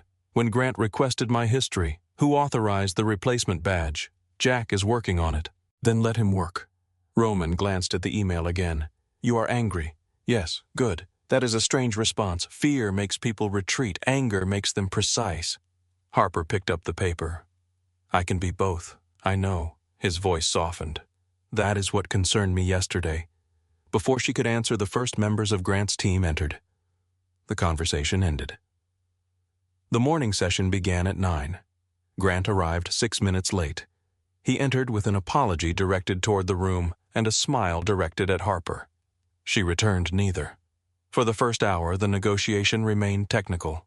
Harper translated every sentence with exact control. She felt Roman tracking her during the complex exchanges, not with doubt, with attention. At 10:42, he pushed a glass of water toward her without interrupting Ethan. Harper took it. Grant saw. At 11, Roman called a short recess. Harper removed her headset and began arranging her notes. Grant approached. She watched him come. His expression was courteous. His pace was unhurried. Miss Lane, Mr. Mercer, I owe you an apology for yesterday. No, you do not. A flicker crossed his face. I was testing the dynamics of the room. You were testing whether Roman would react if you embarrassed me. Grant smiled. And did he? You were there? He looked down at the documents before her. I have been doing some research. I know. That stopped him for half a second. Harper continued. You requested my employment history after I corrected the exclusivity clause. I often research people who enter sensitive negotiations. Did you research the court reporter none the assistants none the hotel employee who delivered lunch? His smile thinned. You are not hotel staff. No. I am the person who found the language your team hoped no one would question. Grant's eyes became colder. You have an excellent reputation. Pharmaceutical acquisitions. Municipal contracts. 2 federal arbitration matters. Significant clients. Harper kept her hands flat against the table. I worked hard for it. I am sure you did. He leaned slightly closer. That is why it would be unfortunate if certain clients began to question whether your translations remain neutral around certain men. The threat entered quietly. No raised voice, no explicit demand, only a possibility placed between them. Harper felt cold moved through her body. Not panic, recognition. What do you want? Grant looked at her face. I want you to understand that attention is not protection. What do you want from me? Nothing yet. The answer was worse than a request. Harper lowered her voice. You submitted the concern to Beacon. I have no knowledge of your employer's internal decisions. You knew they contacted me. Grant's expression did not change. You look tired. Harper held his gaze. You made a mistake. Did I? You assumed threatening my reputation would make me easier to control? His smile returned. I assumed it would make you realistic. What does realism look like to you, knowing when your presence has become more expensive than your absence? The room around them had quieted. Not completely. Ethan was speaking near the windows. Jack stood beside the door. Several attorneys reviewed documents. Yet Harper felt Roman's attention from across the room. Grant followed the direction of her awareness. There it was. The thing he wanted to confirm. Roman was watching. Grant stepped back. Be careful, Miss Lane. Men like Roman DeLuca do not notice people without changing their lives. Harper's voice stayed calm. Men like you do not offer warnings without trying to cause the danger. For the first time, Grant stopped smiling. He returned to his seat. Harper remained at the station. Her heart pounded hard enough to hurt. She did not look at Roman until the recess ended. When she did, his expression told her he had understood enough. The session ended early that afternoon. When the opposing team left, Roman dismissed Ethan and Jack. The doors closed. He approached Harper's station. He threatened you. Yes, tell me exactly what he said. Harper repeated the conversation almost word for word. Roman listened without interruption. When she finished, his face had not changed. The anger was visible only in the absence of movement. He will not do what he is implying. He already did. The concern can be withdrawn. It can be replaced by another concern. I can prevent that. Harper looked at him. How Roman's eyes remained on hers. In ways you do not need to know. The room seemed to contract. That is exactly the problem. It is the safest answer. For whom? For you? No. Roman's jaw tightened. You think knowledge protects you. I think ignorance makes me useful to whoever controls the information. I am not trying to use you. Then do not ask me to look away. His voice became quieter. Mercer is threatening everything you built. I know. I can remove his ability to continue by doing what Roman said nothing. Harper stepped away from the station. This is the part no one says aloud about men like you. His expression hardened. Men like me. The protection and the danger are not separate. The word struck him. You offer safety with one hand, but I am not allowed to ask what the other hand is doing. I am trying to keep you outside this. I was outside it yesterday morning. Roman looked toward the windows. I know. No, you do not. Harper's voice shook now, but she did not stop. I walked into this building to translate a contract. By midnight, my career was under review. Grant did that because he believes I matter to you. If you respond in some hidden way, then he is right. My life becomes a place where powerful men fight without asking me. Roman turned back to her. What would you have me do? The question was sharper than anything he had said to her. It carried frustration because she had removed the solution he understood best. Harper met his eyes. I do not want anything done in my name that I could not look at directly if I knew the truth. The silence lasted. Roman's hands remained at his sides. You are asking me to let him continue. No, I am asking you to find another way. You assume there is always another way. I assume a man with your resources can do better than making someone disappear. His eyes narrowed. I did not say anything about making him disappear. You did not have to. Boston stretched beyond the windows, cold and bright beneath the clearing sky. Roman looked at her as though she had placed something heavy in his hands and refused to take it back. Finally, he walked to the table. He opened a folder and removed a legal memorandum. Atlantic Union concealed liability exposure in the regional distribution clause. Harper stayed where she was. How serious? Serious enough that their board cannot afford a formal review. You knew this. Ethan confirmed it yesterday. What were you planning to do with it? Use it if the negotiations stalled. Roman placed the memorandum on the table between them. If I use it now, Grant will need the agreement to close cleanly. He will not risk an investigation into the drafts, his client's disclosures, or the source of the concern against you. Harper looked down at the pages. This is legal. Yes. Documented. Yes. No one is threatened. Only with consequences created by their own records. She looked up. You were going to use this anyway, later, and now, because of me. Roman did not soften the answer. Yes, Something moved through Harper's chest, not gratitude, not relief, recognition. He had listened. He had taken the boundary she gave him and found a way to remain inside it. Roman pushed the memorandum closer. "You can read it." Harper opened the folder. The language was dense but clear. Undisclosed exposure, conflicting representations, potential regulatory review. Nothing hidden. Nothing she would have to pretend not to understand. When she finished, she closed the folder. This could stop him. It should. And if it does not, Roman looked at her for a long moment. "Then I ask before I act. That sounds difficult for you, it is. Can you keep the promise I do not make promises casually?" The conference room doors opened. Ethan stepped inside with a second folder. He looked at the memorandum between them. "You are using it now. Yes, that changes the strategy." Roman did not look away from Harper. "Then change it." Ethan's expression tightened. Replacing Miss Lane would still remove the immediate neutrality issue. Harper turned toward him. "It would reward the issue. This is not about fairness. It is exactly about fairness. You are an interpreter, not a party to the agreement. I became part of the conflict when Grant used my name." Ethan looked at Roman. "Do not let anger make this decision." Roman's gaze remained on Harper. "What do you propose I stay at the station? I perform my work. If he raises the allegation, I answer with facts." "What facts?" Ethan asked. "The assignment record, the timing of his request for my history, the complaint submitted after I corrected his clause. You do not have the source records. Not yet." Roman looked at Ethan. "Get them. There are legal limits. Stay inside them." Ethan exhaled slowly. Then he nodded. Jack entered behind him. He carried a thin file. "We found the original interpreter." Roman turned. "Laura Mitchell. She is safe." Harper felt her shoulders loosen by a fraction. Jack placed the file on the table. "Someone contacted her last night. A private investigator showed her photographs of her son leaving school. He told her that sensitive negotiations create unnecessary exposure for families." Harper stared at him. "They threatened her child. They avoided direct language." "Of course they did." Jack continued. "She called Beacon at 6:15 and claimed she was ill. Someone inside Beacon changed the assignment category from replacement to overflow."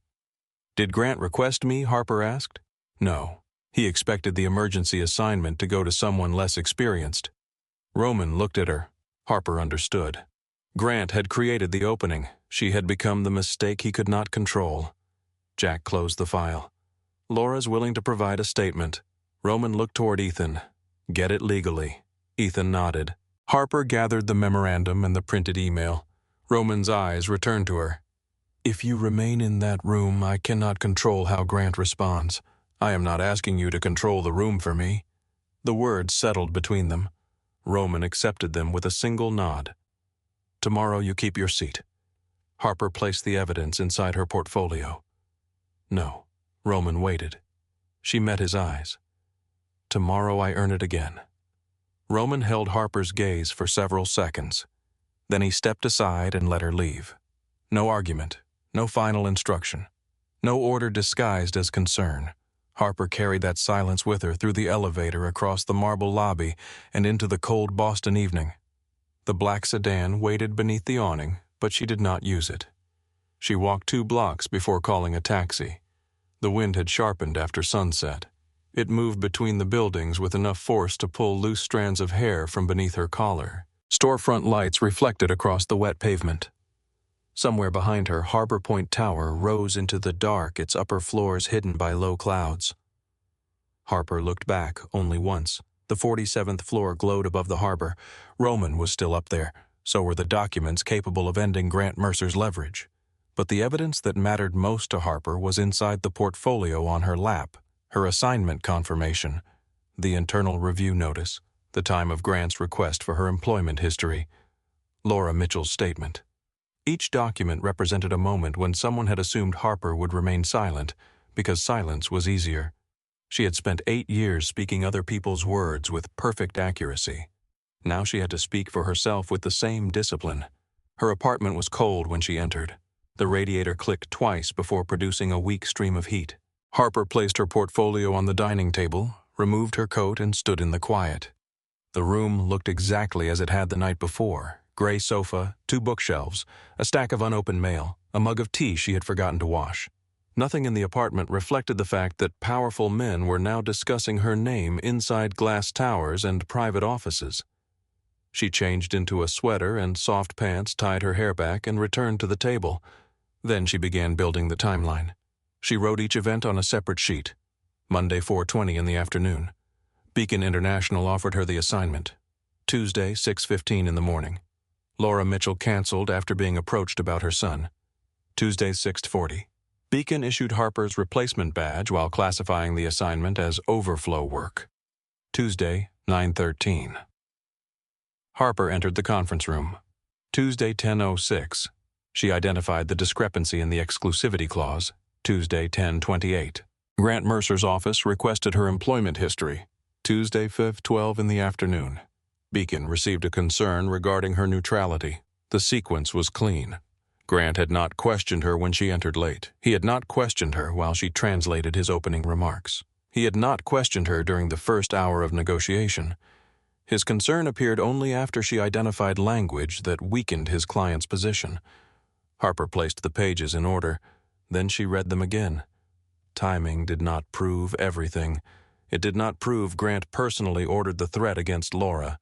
It did not prove he instructed someone inside Beacon to hide the replacement. It did not prove every person involved understood the full plan, but timing revealed motive. Grant did not fear that Harper lacked neutrality. He feared that she possessed accuracy. At 11:46, an email arrived from Ethan Cole. The subject contained no greeting. Documents for review. Harper opened the attachments. The first was a record of the request made by Grant's office for her professional history. The request had been sent 22 minutes after she identified the exclusivity discrepancy. The second was a communication log showing contact between Grant's executive assistant and Beacon's compliance department shortly before the neutrality notice was entered. The third was Laura Mitchell's signed statement. Harper read that one twice. Laura described a man approaching her outside a grocery store in Quincy. He had shown her 2 photographs of her son leaving school. He had not threatened the boy directly. He had simply said that sensitive negotiations could create unnecessary attention for families. Laura understood the message. She called Beacon and withdrew from the assignment. Harper leaned back in her chair. Grant had chosen his language carefully. No direct threat, no explicit demand. Nothing simple enough to place before a judge and call intimidation without argument. He had used fear the same way he used contract language. He had left just enough uncertainty to protect himself. Harper looked at the final attachment. A handwritten note from Laura appeared beneath her formal statement. "I am sorry someone else was sent into that room because I was afraid." Harper placed her fingertips against the screen. Laura had not failed. Fear was not failure. The failure belonged to the person who had used a child to create it. Harper opened a blank document and began writing questions. Not accusations, questions. Who authorized the request for her employment history? What professional concern existed before the first contract discrepancy? Why was Laura's cancellation concealed? Why did Beacon classify a replacement assignment as overflow work? Why was Harper's future work placed under review without evidence?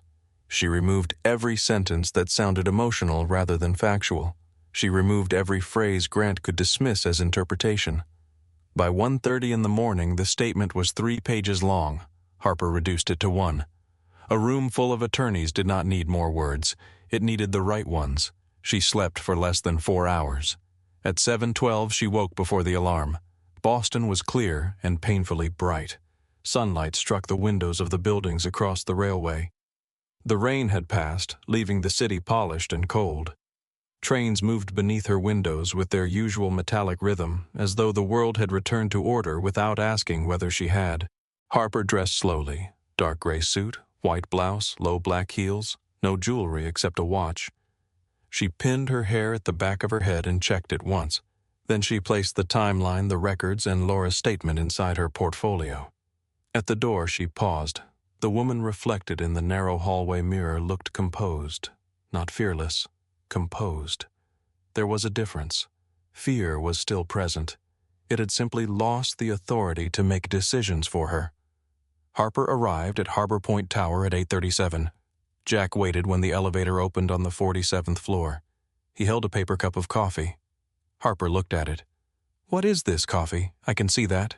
Mr. DeLuca said you probably did not eat breakfast." How would he know Jack's expression remained neutral? "You left the protein bar in your bag yesterday." Harper accepted the cup. "Does he notice everything now?" Jack glanced toward the conference room. "Only what matters to him." Harper felt the answer settle somewhere beneath her ribs. She did not examine it. The conference room was empty except for Roman. He stood beside the windows reading a document. He wore a charcoal suit and a black tie. His shirt sleeves were buttoned at the wrists. The formality made him look less approachable than the day before. It did not make him look less dangerous. He turned when Harper entered. His eyes moved to the coffee in her hand. "Jack found you. Jack brought evidence that you discussed my breakfast habits with security.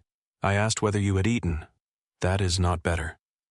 A faint movement touched the corner of his mouth. Harper placed her portfolio at the interpreter's station. "Did Ethan show you the records?" "Yes." "Are they enough for what to stop Grant?" Roman folded the document in his hand. "They are enough to make him explain the timing. Explaining is not losing." "No." He walked toward her. "That is why the liability memorandum matters." Harper lowered her voice. "And if he does not retreat, we stay with the agreement we made." Roman's gaze held hers. "I remember. You promised to ask before acting. I do not make promises casually." The words narrowed the room around them. Harper looked down at her papers. "I brought copies of everything. I assumed you would. Does that bother you? What that? I do not intend to rely on you alone." Roman was quiet for a moment. "No." He stopped beside the station. "It is one of the reasons I trust you." The word struck her more deeply than attraction would have. Trust, not obedience, not possession. Trust required the possibility that she could act without him. "You have known me for 2 days," Harper said. "I have known people for 20 years who have shown me less of themselves. That sounds like a problem with your social circle." "It is." His answer came so quickly that she almost smiled. The doors opened. Ethan entered carrying 2 folders. Jack followed him. The private moment disappeared. Ethan placed the first folder beside Harper. "Copies of the communication records. Use them only if necessary. You still believe replacing me is safer. I believe removing any disputed element from a negotiation is safer. I am not a disputed element. You are to Grant." Harper opened the folder. "That is his problem." Ethan looked at Roman. Roman gave no sign that he would intervene. Ethan turned back to Harper. "If Mercer challenges your neutrality, do not allow him to turn the room into a personal argument." "I will not. He will try to provoke you." "I know. He may imply a relationship between you and Roman." Harper kept her eyes on the pages. "There is no relationship." The room became very still. Harper looked up. Roman's expression had not changed, but his attention had. She corrected herself. "There was no relationship before this negotiation." Ethan glanced between them. "That distinction will not help me sleep. It is not intended to." Jack coughed once into his fist. Ethan closed the folder. "Laura is available by telephone if her statement is challenged." Harper shook her head. "Do not bring her into the room unless there is no other choice."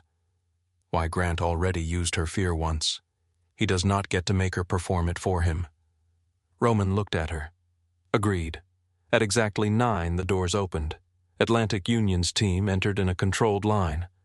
The Colombian representatives took their usual seats. Attorneys arranged documents. Assistants opened laptops. Grant arrived last. No apology today. He carried a leather folder beneath one arm and wore the calm expression of a man entering a room he still believed he could control. His gaze found Harper immediately. She was already seated. Her headset rested in place. Her documents formed precise stacks. Something tightened in his face. He had expected her to disappear. Harper met his eyes for 1 second. Then she looked down at the contract. Roman took his seat. Ethan began with the revised liability section. For the first hour, no one mentioned the neutrality review. The negotiation moved through customs procedures, cargo priority warehouse access, and emergency routing.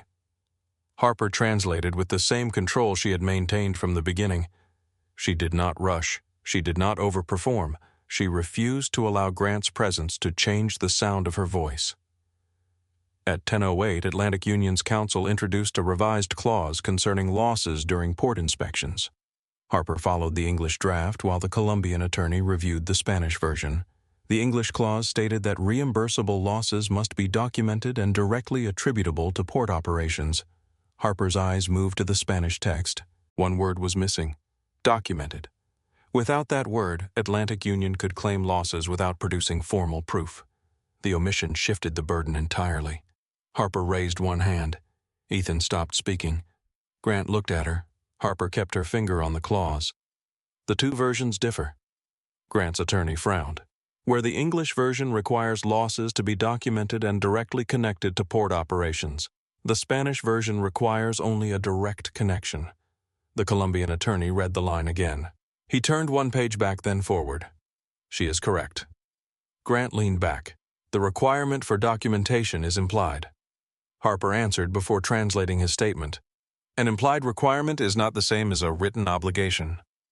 Grant looked toward Roman. Perhaps Miss Lane should restrict herself to interpreting spoken language. The room went quiet. Harper removed one side of the headset. The spoken discussion refers to a clause that differs between the governing drafts. You appear unusually invested in the outcome. I am invested in the languages matching. Grant folded his hands. Your level of involvement has already raised questions. Ethan began to speak. Roman lifted one finger. Ethan stopped. Roman did not answer Grant. He looked at Harper. The room was hers. Grant noticed. His eyes sharpened. Harper placed the headset on the table. What questions? Questions regarding your neutrality. Supported by what evidence the appearance of bias may be enough to compromise confidence. When did that appearance begin? Grant's expression tightened. I do not understand the question. Harper opened the first folder. I entered this room at 9:13 on Tuesday morning. You raised no objection to my presence. Grant said nothing. I interpreted your opening statement. You raised no objection. She placed the assignment record on the table. At 10:06, I identified a material difference in the exclusivity clause. She placed the next page beside it. At 10:28, your office requested my employment history. The room remained silent. At 5:12 that afternoon, Beacon International received a concern regarding my neutrality. Harper placed the compliance record beside the others. The concern did not follow evidence of misconduct. It followed evidence that I was performing my work accurately. Grant's attorney shifted in his chair. Grant remained composed. Professional research is common in sensitive negotiations. Harper looked at him. Did you request the professional history of the court reporter? None of the junior attorneys know. The assistants know. The staff member who delivered lunch. Grant's smile thinned. You are not hotel staff. No. I am the person who identified language that reduced your client's obligations. Your tone is becoming argumentative. Accuracy is not an argument. Grant turned toward Roman. This performance demonstrates the concern. Your interpreter is no longer acting as a neutral professional. Harper did not look at Roman. My judgment is not part of the translation. The documents are. She opened both versions of the contract and pushed them toward the center. Either these clauses match or they do not. Ethan examined them. They do not. The Colombian counsel reviewed both texts. He nodded. The omission is material. Grant's expression remained controlled, but the room no longer moved with him. Harper continued. You did not question my neutrality when you believed I was unimportant. You questioned it after my work became inconvenient. Grant looked directly at her. You are making an accusation. I am describing a timeline. A timeline can be arranged to create any impression. Then, correct it. He did not answer. Harper waited. Grant's silence lasted long enough for everyone to understand that he could not. Roman placed one hand beside the contract. Continue. Grant looked at him. Roman's voice remained calm. Correct her timeline. Grant's jaw tightened. My office made a routine request, 22 minutes after she corrected your clause. The timing was coincidental. Jack stepped forward from the wall. No. Every face turned toward him. Jack placed a file beside Ethan. The original interpreter received contact from an investigator connected to a contractor used by Atlantic Union. Grant's attorney sat straighter. Grant did not move. Jack continued. The investigator showed Laura Mitchell photographs of her son leaving school and suggested that sensitive negotiations create unnecessary exposure for families. One of the Colombian executives spoke in Spanish. Harper translated automatically. Was the interpreter threatened? Jack answered. The language was indirect. Harper translated that too. The executive's face hardened. Grant looked toward Roman. You are introducing an unverified personal statement into a commercial negotiation. Ethan opened the file. The statement is signed. The contact records are preserved. The investigator's payment came through a consulting firm retained by your office. Grant's attorney turned toward him. Grant remained silent. Harper felt the entire structure of the room shift.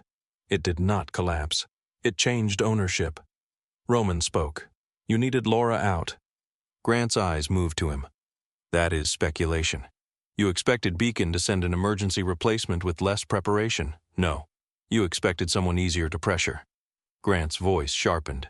I did not request Miss Lane. Roman looked at Harper. No, that was your mistake. The words landed without triumph. Grant had created the emergency. Harper had become the variable he failed to control. The Colombian representative closed the document in front of him. This negotiation cannot continue if one party interfered with the interpreter. Grant turned toward him. No one interfered with Miss Lane. Harper answered. You interfered with Laura Mitchell. Then you tried to remove me through my employer. Grant's courtesy finally broke. You overestimate your importance. Harper held his gaze. You investigated my career, contacted my employer, and questioned my neutrality in front of this room. You decided my importance before I did. Roman's hand remained still beside the contract. He did not rescue her from the silence. He allowed it to belong to her. Grant looked around the table. He realized the room had stopped waiting for him. Ethan opened the second folder. There is another issue. Grant's eyes moved toward the legal memorandum. For the first time, Harper saw uncertainty cross his face. Ethan distributed copies to the principal attorneys. Atlantic Union failed to disclose liability exposure related to hazardous cargo inspections at 2 southern terminals. The Colombian representatives began reading. Grant turned toward his counsel. The attorney's face lost color. Ethan continued. The exposure affects representations made in sections 12 and 14. It also creates a potential regulatory review if the agreement proceeds without correction. Grant looked at Roman. You planned this. Roman's voice was quiet. I plan to use facts you were legally required to disclose. This is coercion. No. Roman leaned back. Coercion would require me to create the danger. Your client created it. Grant's attorney whispered something to him. Grant ignored it. You are threatening to report Atlantic Union unless I accept your terms. Roman's eyes became still. I am offering 2 choices. Correct the conflicting language. Disclose the liability and complete the agreement honestly. Or end the negotiation and explain the records to the regulators. That is blackmail. Blackmail requires a secret I have no right to reveal. Roman touched the memorandum with one finger. This is a contractual risk your client was required to disclose. The senior Colombian representative spoke quietly with his counsel. Harper translated their exchange when they returned to the room. They had not been informed of the full exposure. The representative turned toward Grant. Did your office approve the conflicting drafts? Grant answered carefully. The drafts passed through several levels of review. That was not my question. Grant's control began to fracture. Not visibly. Not enough for anyone unfamiliar with him to notice. Harper noticed. His responses became longer. His pauses became shorter. He was no longer choosing silence. He was trying to escape it. The representative closed the memorandum. We will suspend our authority to negotiate unless the record is corrected. Grant's attorney leaned toward him again. This time, Grant listened. Roman gave them no assistance, no reassurance, no deadline. He simply waited. For men like Grant, silence was useful only when they controlled what everyone feared might come after it. Roman's silence belonged to consequence. Grant finally looked at Harper. I am prepared to withdraw the neutrality concern. Privately, Harper asked, yes, no. His expression hardened. The issue will be closed. A private withdrawal will not repair a record created inside Beacon's compliance system. This is not the proper forum for employment demands. You made it part of this forum when you used my professional name to influence the negotiation. Grant looked toward Roman. Roman did not speak. Harper continued. I require a written statement confirming that no evidence of bias, misconduct, or undisclosed relationship was found. Grant's face became cold. You require? Yes. She placed a blank page beside the records. The correction must be sent to everyone who received the original concern. It must state that the concern was raised after I identified material differences between the contract drafts. It must request removal of the review from my professional file. Grant gave a quiet laugh. You are overreaching. You reached into my career first. The words remained between them. The senior representative from Atlantic Union looked at Grant. Sign it. Grant turned. This is not necessary. It is now. Grant's jaw tightened. Our client should not accept responsibility for an interpreter's internal employment matter. The representative's voice stayed calm. Our client should not lose a regional agreement because you attempted to discredit the person who found your drafting problem. Grant looked around the table. No one defended him. His attorney opened a laptop. Harper dictated the language slowly. She did not exaggerate. She did not demand an apology. She demanded facts. No evidence supported the neutrality concern. Harper Lane had performed her duties accurately and professionally. The concern arose after she identified differences between the English and Spanish drafts. Atlantic Union requested that Beacon International withdraw any review based on the unsupported concern. Grant read the statement when it appeared on the screen. He changed one phrase. Harper changed it back. He replaced unsupported with unresolved. Harper shook her head. Unresolved suggests evidence exists. It states only that the matter was not completed. There was no matter to complete. Grant looked at Roman. Roman said nothing. Grant returned the word to unsupported. He replaced inaccurate allegation with misunderstanding. Harper objected. A misunderstanding has no responsible party. Grant's voice became sharp. You want a confession. I want language that reflects the record. Ethan intervened. Use unsupported concern. Grant's attorney nodded. The statement was finalized. Grant signed it.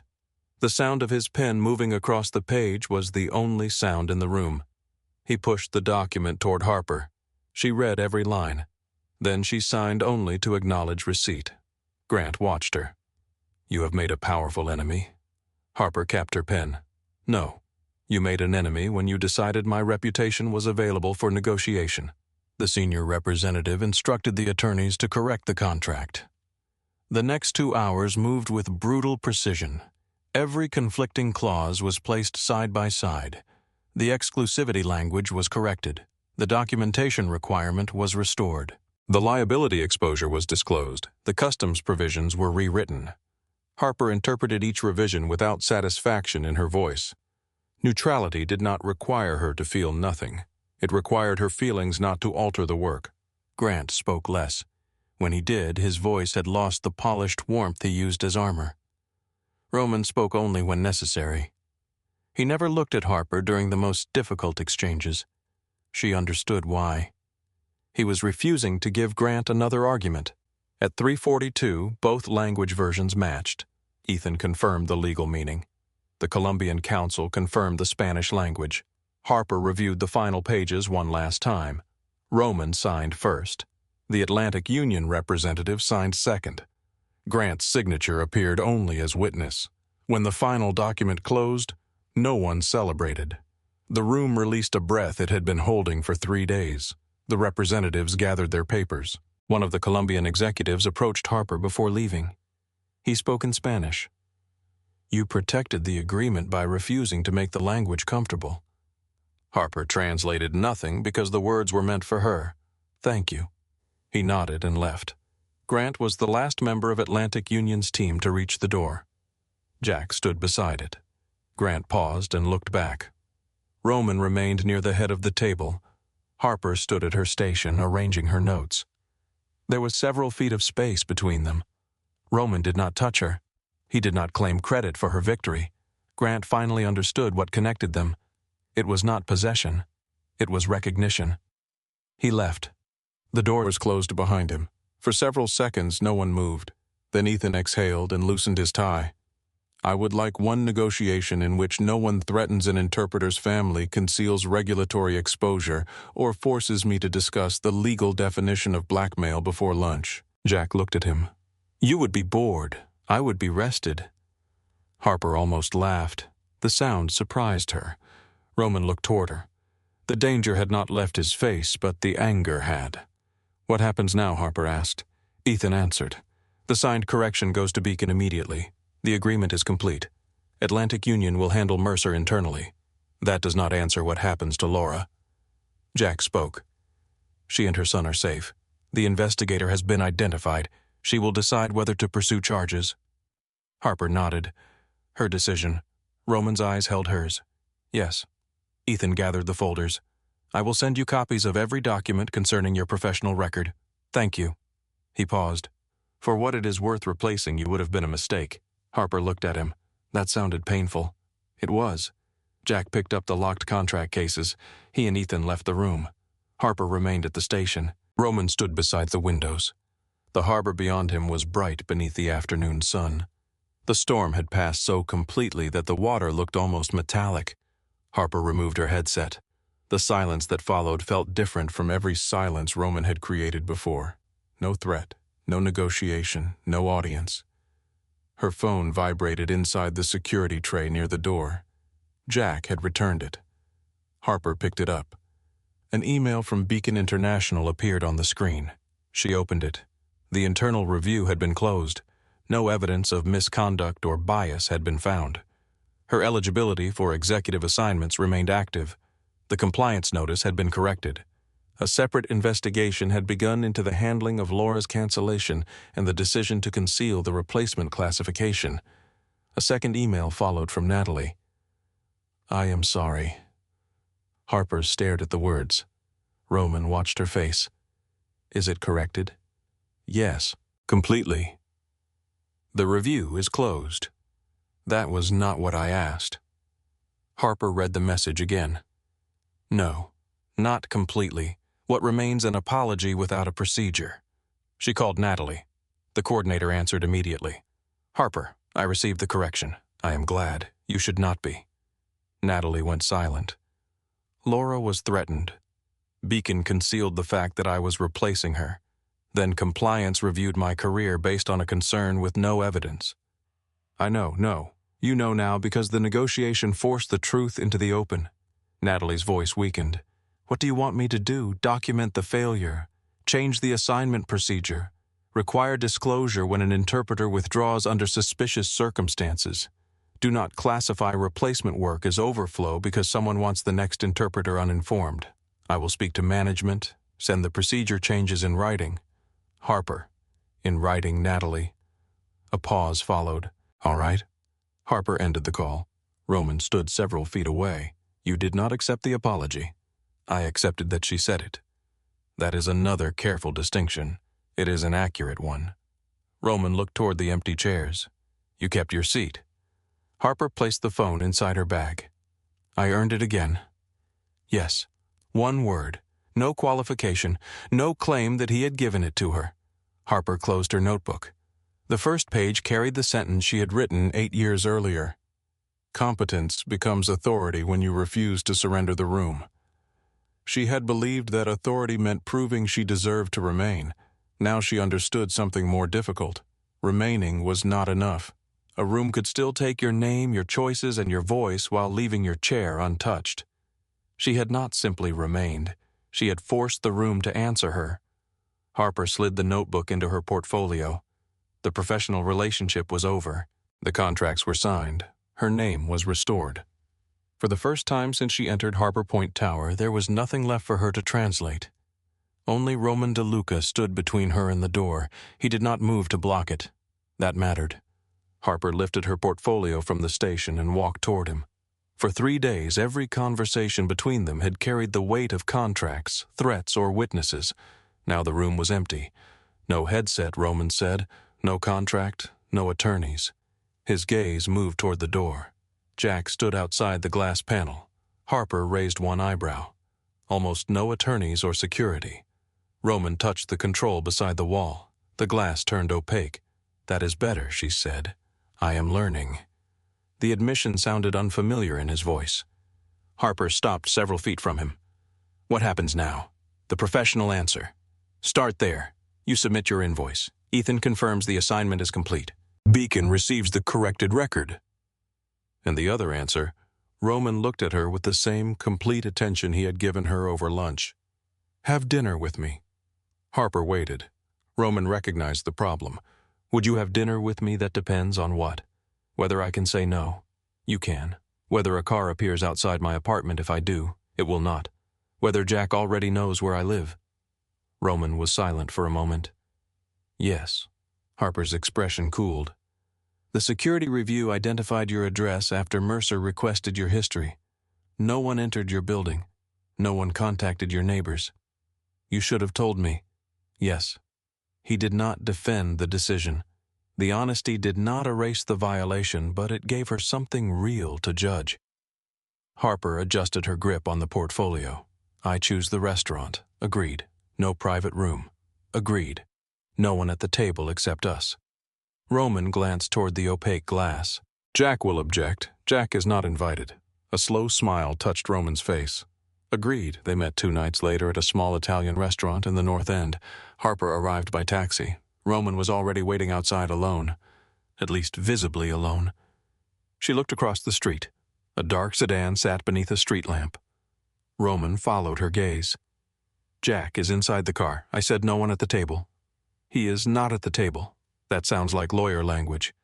"I have spent too much time with Ethan." Inside the restaurant was warm and crowded. Glasses touched. Plates moved between narrow tables. No one became silent when Roman entered. Harper had chosen the place for that reason. They sat near the window. For several minutes, neither spoke. Then Harper asked the question everyone else avoided. "Are the stories about you true?" Roman did not pretend to misunderstand. "Some of them. Have you hurt people?"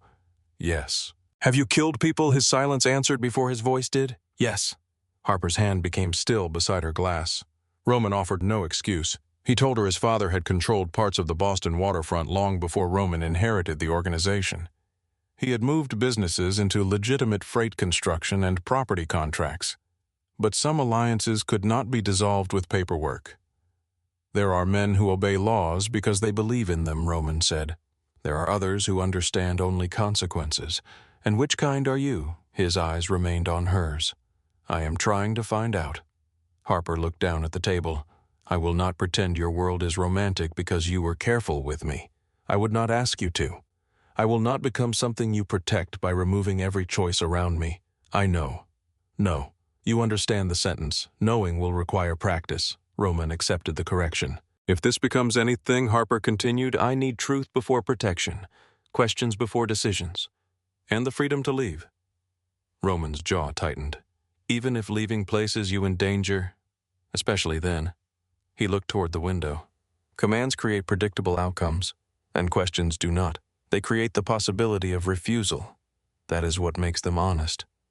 Roman returned his attention to her. "I shut down the meeting because I thought someone had sent you to betray me. When did that change? When you asked whether Laura was alive before you asked whether you were safe?" Harper had barely remembered the moment. Roman had carried it with him. Outside the restaurant, light rain had begun to fall. Roman's car waited at the curb. Harper stepped toward the street. "I am taking a taxi." He did not argue. He did not signal Jack. "All right." Harper moved closer. Roman remained still, allowing her to decide the distance. She kissed him once, slowly, deliberately. Then she stepped back.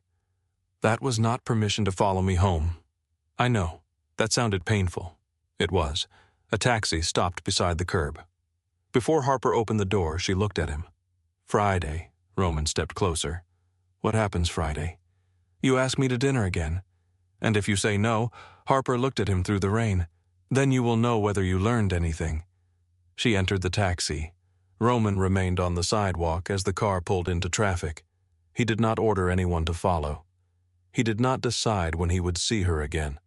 For the first time in his life, Roman DeLuca allowed the outcome to belong to someone else. Harper looked back through the rear window. He was still standing in the rain. waiting for her choice.